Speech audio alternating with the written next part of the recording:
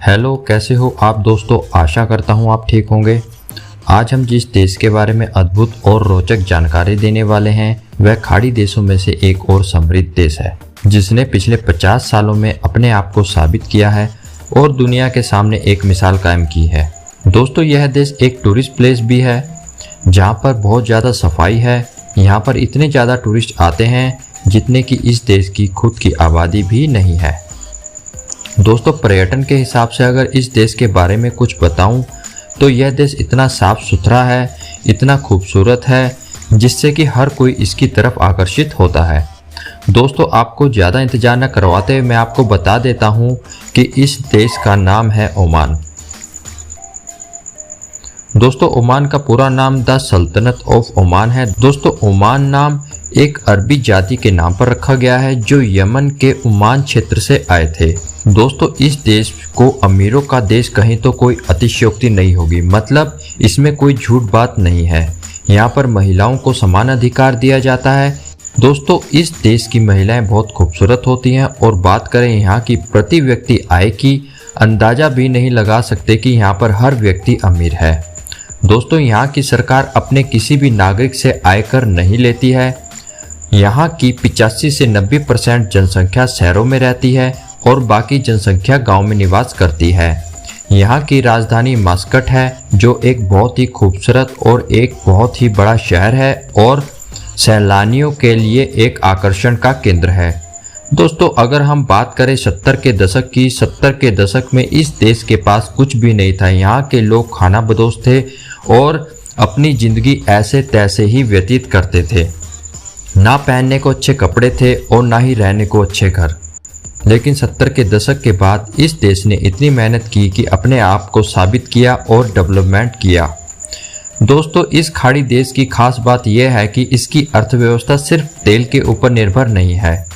Oman का दक्षिण छोर अरेबियन सागर से घिरा हुआ है, जिसके कारण यहाँ के लोग मछली पकड़ने का काम करते हैं और अपने देश की अर्थव्यवस्था में बहुत बड़ा योगदान देते हैं।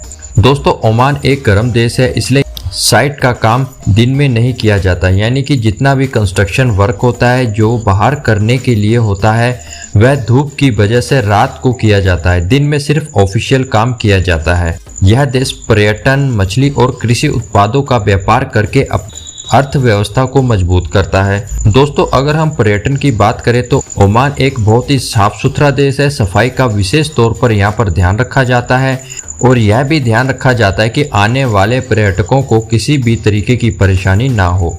ओमान को मालूम है कि आज टूरिस्ट इंडस्ट्री एक बहुत बड़ी इंडस्ट्री है और यह टूरिस्ट को बहुत ही अच्छे से होस्ट करते हैं। इनकी मेहमान नवाजी को देखकर ही यहाँ पर टूरिस्ट बहुत ज़्यादा आते हैं।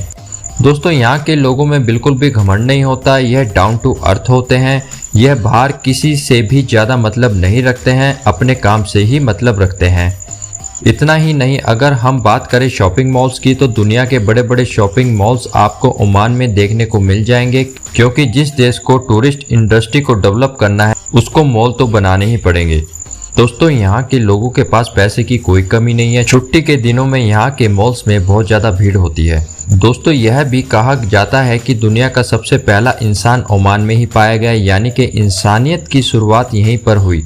दोस्तों, बहुत सारी खोजों के आधार पर यह कहा गया है कि यहाँ की कंदराओं में 1,60,000 वर्ष पहले इंसान रहते थे।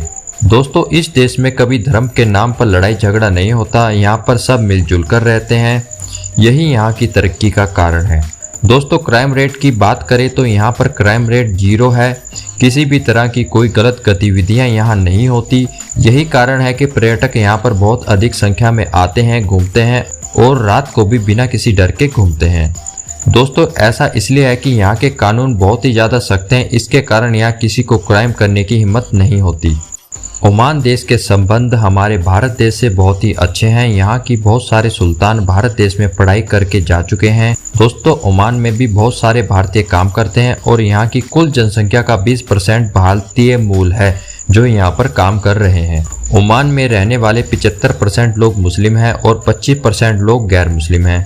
दोस्तों, ओमान में आपको मस्जिदों के साथ साथ मंदिर और चर्च भी देखने को मिलेंगी। दोस्तों, अगर बात करें इस देश की शिक्षा की तो इस देश में 91% साक्षरता दर है। दोस्तों पहले यह साक्षरता दर 60% थी, लेकिन दोस्तों डेवलपमेंट के साथ साथ इन्होंने साक्षरता दर को भी बढ़ाकर 91% कर दिया। दोस्तों ओमान की करेंसी ओमानी रियाल है, जो दुनिया की सबसे बड़ी तीसरी करेंसी है। दोस्तों एक ओमानी रियाल भारत का लगभग 190 रुपए के बराबर है। दोस्तों उम्मीद करता हूँ आपको आज की वीडियो पसंद आई होगी। कमेंट में हमको बताएं आपको ओमान की कौन सी बात अच्छी लगी। दोस्तों इस वीडियो को अपने दोस्तों और रिश्तेदारों से शेयर करना बिल्कुल भी ना भूलें और जाते जाते चैनल को सब्सक्राइब जरूर कर दें, बेल आइकन दबाएं। वीडियो को अंत तक देखने के लिए धन्यवाद। मिलते हैं अगली वीडियो में, रखें अपना ख्याल।